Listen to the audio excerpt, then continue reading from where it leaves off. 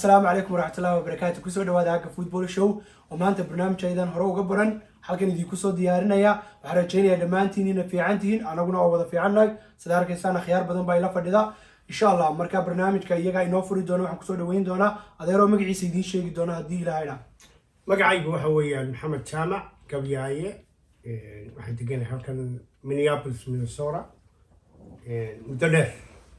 ما شاء الله ما شاء الله وحاجة كوحيجا وقدوميها جالية دا مكاسبنا إن شاء الله كوريتشين دونا ويسقى هاوش إنه بلا بدونا.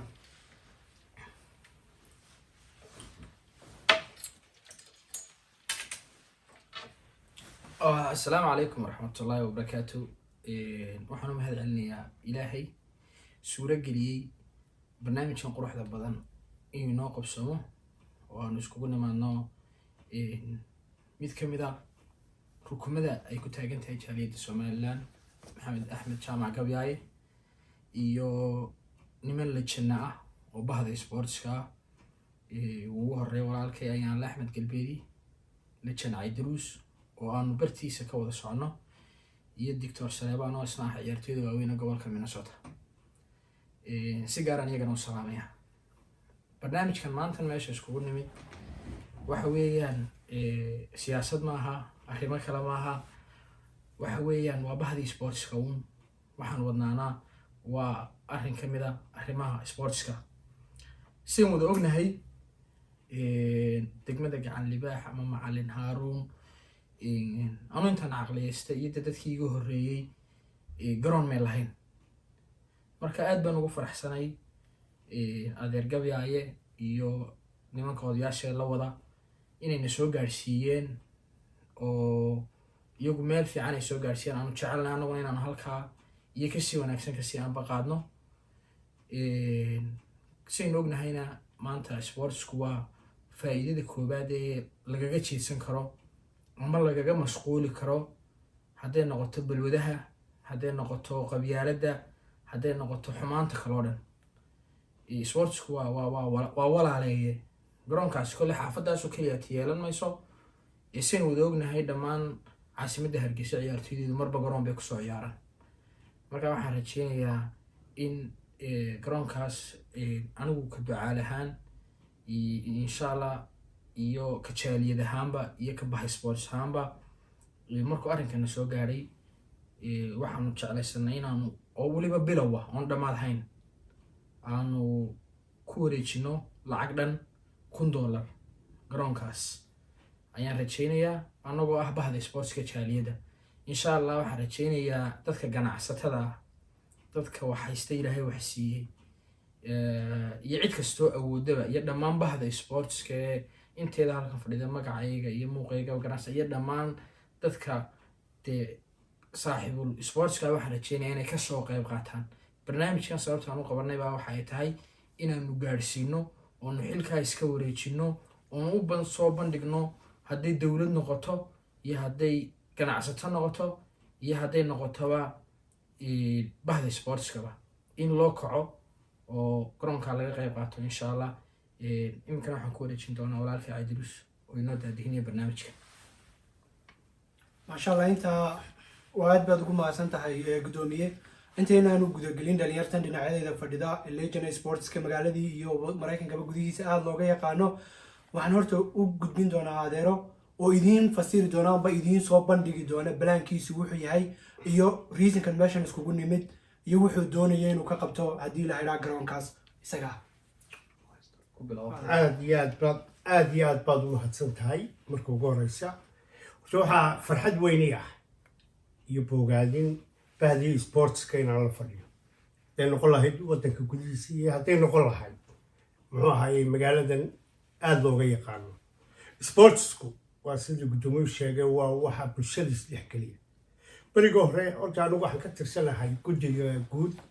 ee horumarinta saba wanaagii cadaad laakiin anigu waxaan ku jirnay gurmad dhaamam iyo cusbitaalo iyo iskuulo waaweyn markii aanu ogaanay inaan magaaladii xaafadii gacan libaax ay bilaa garoon tahay inaanu dib ugu soo jiidsano magaaladii weyneed oo ahayd markii horeba inay dowladdu wax ka qabato xaqiiqatan iyo wasaaradda ciyaaraha dowladda hoose inay wax ka qabato ubadkiina waxay u baahayeen meel ay ku ciyaaraan laamiyadii bay ku ciyaaraan waddooyinka waa celiin waxaan u mahad celinayaa rag muxsiniina oo mustafa daahir uu kow ka yahay oo dhulkan ku deeqay hodan hills ku yaalla waa magaalada halka ugu qaalisan waana faris magaalo dhul ugu deeqay riisankay ugu deeqayaanna ay tahay in ubadkaa yali ay ka soo xaroodaan cidlada iyo garoon la-aanta taa keliya ay ugu deeqeen ay taa tahay haddaba carruurta caam ahaan degan hargeysa waxaynu u baahannahay meel ay ku walaaloobaan oy ku ciyaaraan kaga baxaan qabyaaladda kaga baxaan qoqobka oo xaafadaha kale in ay yimaadaan ku ciyaaraan si ay u bilaabaan isdhexgal iyo iswalaalays iyaguna hadhow u ogaadaan halkii wixii ka dhiban magaalada hadday noqon lahay sports iyo hadday noqon lahay xaafado qurxintaba ay iyaguna ka qayb qaataan dadka gudaha jooga horta runtii waxaan uga mahadnaqayaa lacagtii $1,000 ahayd markii aan la soo hadlay shalay iyagoo ciyaaraya kubadda bahday nagu deeqday guddoomiyii ugu horeeyo markii aan la hadalnay si wanaagsan waa dad garanaya dee sportsku wuxuu yahay ciyaartu waxa ay tahay inay caafimaad ku jiro in balwad iyo qurunkoo dhan lagaga baydhiyo marka aad bay markiiba waynu ugu deeqeen $1,000 way ku mahadsan yihin dad badan oo jaaliyadan soomaaliyeed ee halkan degan iyo somalilandba dhaqaala ayaa qof walba wuxuu ku tabarucayo ayuu ku tabarucaya so far meel fiican baan maraynaa haddaba guddi ahaan waxaan jecel lahay in wasaaradda ciyaaruhuna oo boos mire uu kow ka yahay inay ka qayb qaataan maanta waan u soo jeesanay maanta la xisaabtan baa jira taxpayers weeye dadku xaafaddu waa taxpayers asloonaysa yihiinna xaq bay u leeyihiin adeegkii bulsho inay helaan oy kow ka tahay garoonku insha allah dhawaana cusbitaalka weyn baa ayaa loo furi doonaa alxamdulilah markaa shalay iyo maanta way kala duwan yihiin xildhibaanada soo socda waxaa looga baahan yahay inay ka qayb qaataan tan baa ugu horeysa ninkii aan ka qayb qaadan xildhibaanadu dhaqaalo ku baxsan garoonkan cid cod siinaysaa ma jirto cid cod siinaysaa waanu ka kaambayn garaynaynaa haddaanu nahay guddida guud si toosaanu ka kaambayn garaynaynaa inaan cidna cod siin laakiin ha noqdaan hana tusaa waxaan ku dooranay xaafaddu waxay codka ku siin lahay waa ina tusaa maanta qoolkooday ku xiran yihin ha isbadbaadiyaan hadday cod doonayaan marka mar labaad waxaanu madaxweynaha jamhuuriyadda somalilan leenahay madaxweyne annagu haddaanu nahay shicib qaybteedii waanu ka soo qayb qaadanay waxaa loo baahan yahay kaalintii dowladnimo inay garoonka la wareegto inay ubadkan ku hagto inay kaga saarto qobqobkan iyo qabyaaladan dalkeenii haleeyey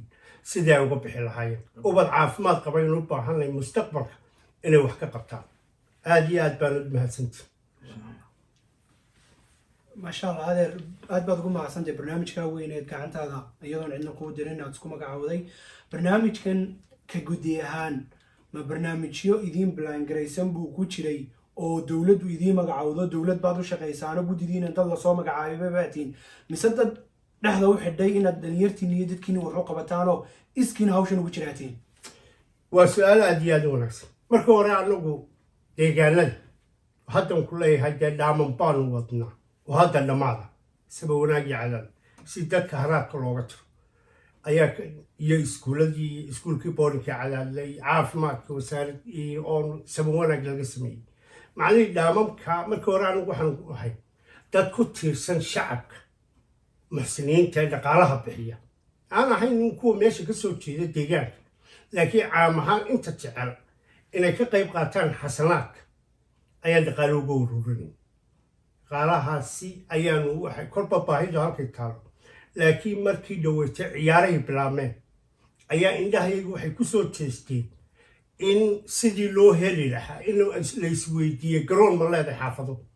xaafadda aynu ka soo gacalibaha wax garoonima ku yaala waa maya gurmadkii loo galay ayaa niman muxsiniinoo gudaha joogaan iyagu ay gacanta ku hayeen la yidhi dhul baa la hayaa bannaan ciyaarka u baahan in la garab galo oo la dhiso taasa hadda aanu ku soo jeedsanay oo howlaha iyagii kaleba aanu gadaal u dhignay iminka in garoonkaas sidii loo dhisi lahaa ummaddana ugu soo bandhigi lahayn ama dowlad ha noqoto ama dad kaleba ha noqotay dadka muxsiniinta ee caam ahaan soomaaliyeed iyo ama reer somaliland inay ka qayb qaataan weliba bahda sportsku ayaanu rajaynaynaa waana taa nagu kaliftay waa taas carruurtaa dayaca ka soo celiya maasha allah su-aashiida ku xigtay su-aashaas waxay tahay garoonka waa garoon intee leeg baad ugu tala gasheen inaad meesha ka samaysaan hargeysa waxay leedahay garoon hargeysa stadium la yidhaahdo garoonka inugu weyn magaalada wax bilaan oo idiin bilaan garaysan amba inta uu leekaanayo aad ugu tala gasheen miyuu jiraayo idiin qorshaysan ha waxa weeye garoonka dhulku waa dhul aada u weyn maaha in lagu ciyaari doono kubadda cagtoo keliya waxaa qayb kale ayaa looga dhisi doonaa insha allah oo baasidka lagu ciyaari doono in ay sportiska qaybihiis kala duwan oo dhan lagu ciyaaraa baan doonayna maaha cag keliya waa in la helaa dhammaan sportiska qaybihiisa hadday orod noqon lahayd hadday noqon lahayd baasidka tenniska nooc walay tahayba in ubadku halkaasi ay kaga soo xaroodaan balaayooyinka iyo balwadda ama tahriibta taan doonaynaa taas maasha allah adeer anoo dhalinyarta ku wareejin doona su-aashayda ugu dambeeyaan ku weydiinaya oon ahayn inaan ku weydiiyo hadda maadaama waddankeeni amba meeshaynu ka nimid ay dadku hoos wax ka eegaan oo qabiil qabiil amba xaafad xaafad hoos loo sii eego haddaad istiraahdo meel khayr ka geyso haddana aan la waayen 2 qof amba 3 qof oo hoos u sii eega nacam dad badan waxaa laga yaabaa berri toole dhinaca intay kasoo gaadhaan xaafadda gacan libaax ayuunbaa wax loo tarayaa ee dadkan sportska amba wax la gaadhsiinaya xaafadihii kale lama gaadhsiinayo nacam dadkaasoo kale maxaad u soo jeedinaysaa ad ku leedahay garoonkani uu yahay horta dadka muxsiniinta ee wax bixiyaa way garanayaan ujeeddada u bixinayaan khayrkooda dad muslimiina inay caawinayaan ayay ogyihiin iyagu markaa uma aabba yeelaan hadday falastiin ku bixinayaan iyo hadday ku bixinayaan soomaaliya iyo hadday etoobiya ku bixinayaan dadka u baahan ayaa waxay raadinayaan waa ajar waxaynu wada raadinaynaa waa wanaag iyo wada jir carruurta xaafadaha kala degani inay yimaadaan waa muhiim ay ku ciyaaraan cidna ka xigsan mayso cidna ka ilaashan mayso marka goobta maanta la helay waa tan kuwa kale waa ka qayb qaadana iminka waxaan ku jirnaa february kowdeeda in garoonkii diyaaradaha burco aanu ka qayb qaadano dhisidiisa iyo tabaruuciisa burcadee umaanu dhalan laakiin hargeysaanu dhalan laakiin danbaa waxa ay tahay inaanu ka qayb qaadano dad meel wal goob waloo somaliland waa anaga waa isku kaayimay una abyeelimin maasha allah adeer su-aalahaygaan oo usoo noqon doona hadda waxaan doonaya inaan kasoo qayb geliyo barnaamijka saleebaan oo ah ciyaartoy weyne magaalada minnesota aada looga yaqaano fikraddiisa amba aragtidiisa uu ka qabo barnaamijkan quruxda badan lee soo bandhigtay بسم الله ثم الصلاة على رسول الله صلى الله عليه وسلم مركا هو الرسول إن سلام يدمان تيمبا مركا حكتا إلهي بان مهد علنا يا سبحانه وتعالى أو إنه كل سيئي ماشن أي نسكوه نمد وحن آد مهد علنا يا ولكن عي دروس وسودة هي بروجرام كان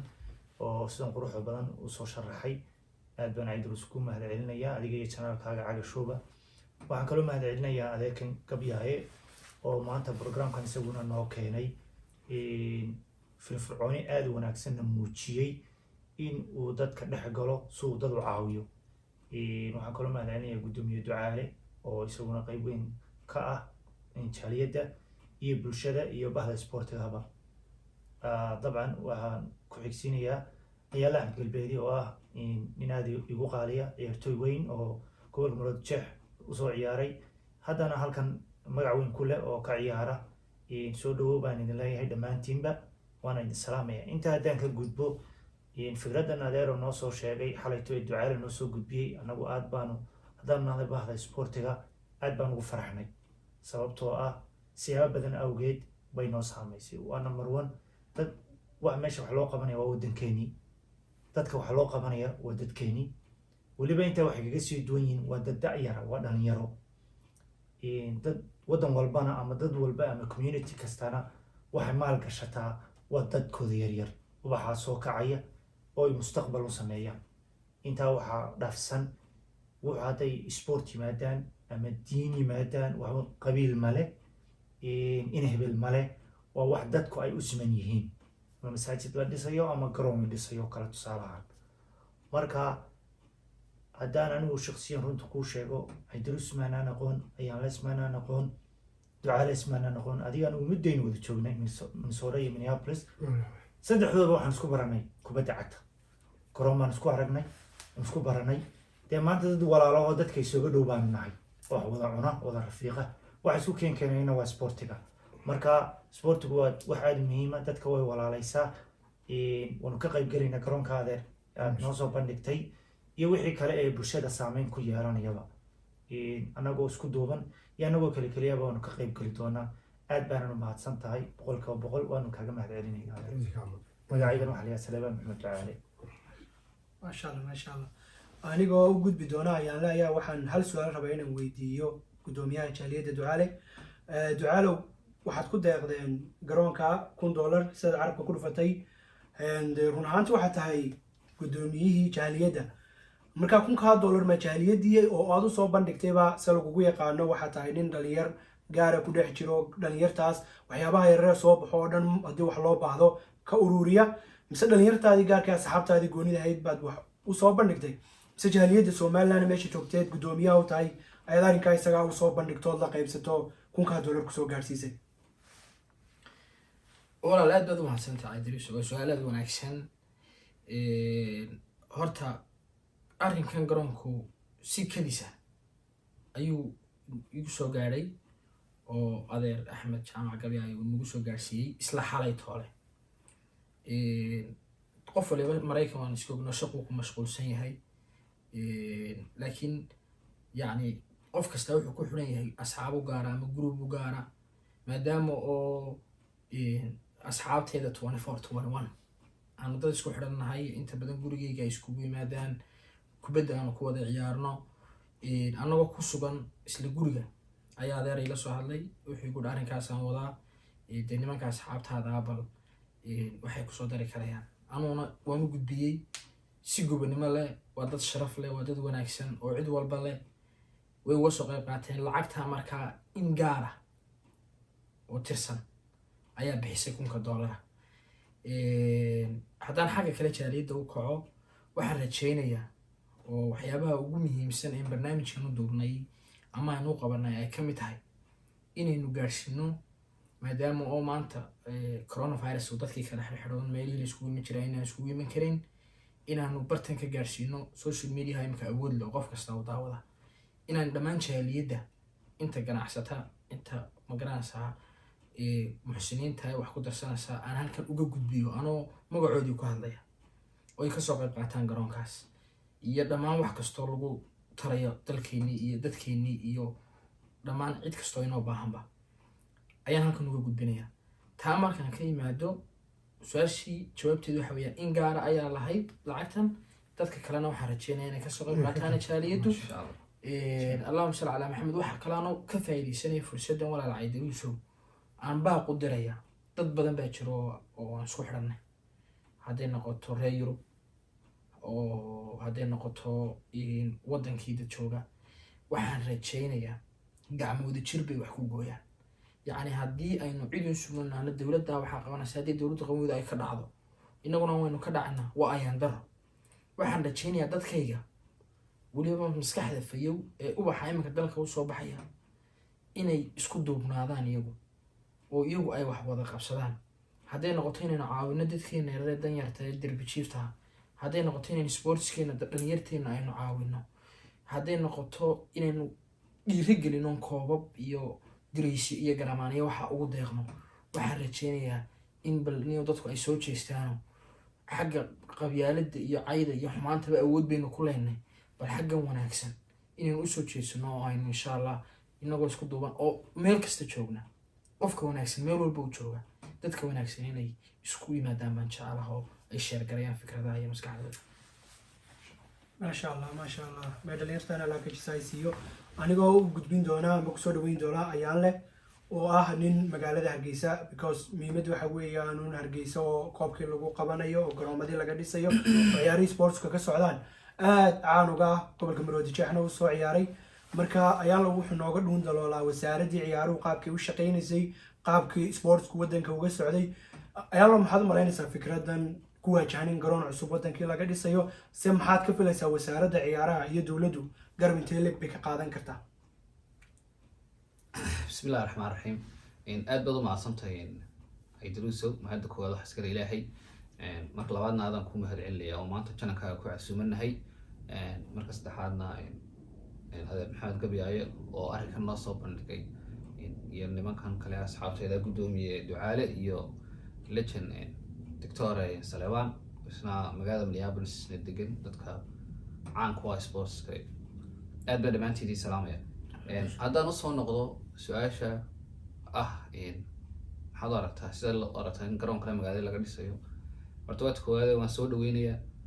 in garoon la dhisayo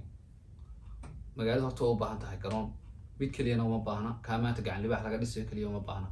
waxay u baahan tahay garoomo badan oo sida maanta ay isku dhex galeen oo garoomada waaweyne maanta ka maqan magaalada halka stadiumka Hargeysa kaliya wax caalami ku yaalo waxay idin xaafad kasta oo ka dhisnaado garoon la mid ah garoonkaasi anigoon sifo kale u isticmaalay waxaan tusaale u soo qaadanaya garoomada yaryar ee dooga ee artificialka ee xaafad walba oo magaalada Hargeysa ku taalo la dhigay waxay soo kordhisay in ciyaartooy kasta oo magaalada Hargeysa ku ciyaara ama gobol kale oo Soomaaliland ka ciyaara inay is dhex galaan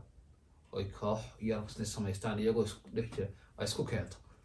ka imanaya halka haleeyo uu sheegay ka imanaya halka abaarso iyo ka imanaya xagga masalaha ka imanaya dhinaca waqooyiga ina aamin ereediis intaasiba koox qura ayay ka wada mid yihiin waxaan isku keenay garoomada yaryar badan ee xaafadka meel kasta ku yaal marka waxaan rajeynayaa insha Allah ta'ala garoonka maanta halka laga bilaabo inaan noqon kii u horeeyay ee uu noqdo kii barbila u ahaada ka gacan libaax bahda sportska ka wasaaradda ciyaaraha runtii horta niman aad u firfircoon baa imka yimi oo xiriirkii ah oo markii horena niman kale oo aad u wanaagsan bay laftooda joogay xiriirka halka Maxamed Amiin iyo Cabdicasiis farfarlaa xiriirka haysteen maantana niman kale oo dhalinyaro jooga anigoon magacoodii muxuu ahaa aan nimanka kalanka ka xuseyn marka waxaan rajeynayaa insha Allah wasaaraddu inay noqoto dhaqaajisaba gacan ka geysata garoonkaas la dhisay insha Allah ta'ala marka waxaan soo jeedinayaa bahda sportska hadday dhalinyaro noqoto meeshii doonaan ha joogaan in gacan laga geysto dhisidda garoomada badan ee laga dhisayo magaalooyinka waaweyn ee caasimadda aad baa u mahadsantahay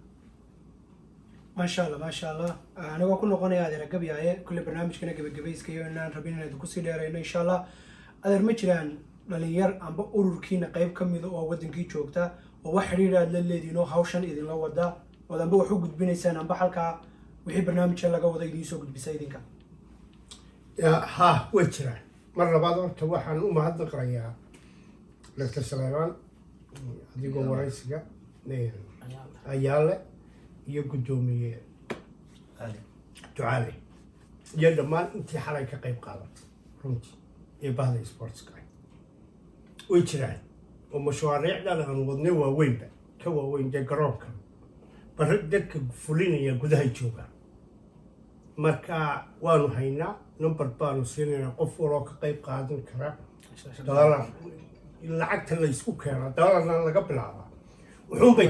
ayay noqotaa maanta aynu noqono horseed inaynu wax qabsan karo garoola dhisan karo dadweynaha ah sidaa uu sheegay ayaa leh garoomadan yaryar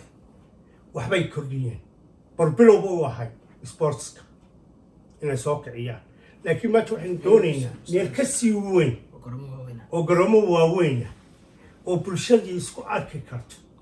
inaynu samayno taasaynu u baahannahay oo ubadka weliba futureka waxa soo socda la socda waxay tahay in naadi loo sameeyo xaafadda naadi weyn oo u ciyaara xaafadda magacooda in loo sameeyo iyadoo laga soo qaadayo qaybaha bulshada insha Allah khayr badan baa xigaya aynu ka qayb qaadano gacmo aynu isku qabsano wanaaggu wuxuu yahay iyo khayrku inaan loo kaco wax loo qabto maxaad tari karaysaa bay tahay maanta halkan berito halkan maalinba meeshii baahan aynu kabno maaha Hargeysa keliya waddanka caam ahaan wuu baahay marka insha Allah taasaynu ayaan ku sara kacay maasha allah mee barnaamijka guntii gabagabadii inagoo soo gaadhnay maxaad u soo jeedinaysaan baad kula talin lahayd dhalinyarta laftigooga sportska ciyaarta ee wadankii jooga gacanii taleg bay ka qaadan karaan inay garoonkan soo kiciyaan isaga dhisidiisa laftigiisa gacan weyn bay ka qaadan karaan ee qoloba way israacdaa bahda sportiska bahda siyaasadda bahda baycmushtarka sidaasaa la isku raaca marka waxaan leenahay horta marka ugu horeysa iyo bahda sportiska dhasha sportisku waa inay u horkacaan iyagaa garanaya waxaan fahmay waa inay ka qayb qaataan oo xoogooda tusaan kuna farxiyaan si weyna u soo dhaweeyaan taasaa laga sugayaa bahda inay horseed ku noqdaan